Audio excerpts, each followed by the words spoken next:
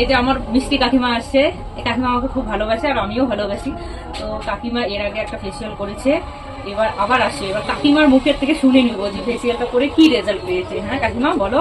হ্যাঁ, খুব ভালো। আর রানী এমনিতেও খুব ভালো মেয়ে, মিষ্টি একটা মেয়ে, নামটাও রানী। আমি ফার্স্ট বার করেছিলাম, এবার ভালো রেজাল্ট হয়েছে জন্য সেকেন্ড বার আবার এসেছে। আবার করবে? হ্যাঁ, সবসময় করবে? সবসময় করবো। ঠিক আছে, চলো কাজ শুরু করি। আমি আশা করি তোমরা সবাই এখানে আসবে।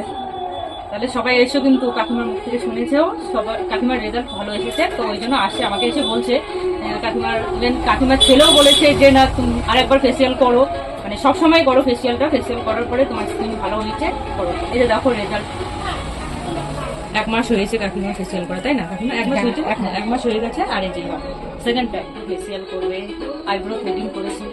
আর কাকিমার আইব্রো থ্রেডিংটা নেক্সট টাইম দেখাবো, আর কাকিমা কিভাবে আইব্রো থ্রেডিং পছন্দ করে। তো কাকিমা থাকে বাবুরহাটের দিকে, না বাবুরহাটে থাকে।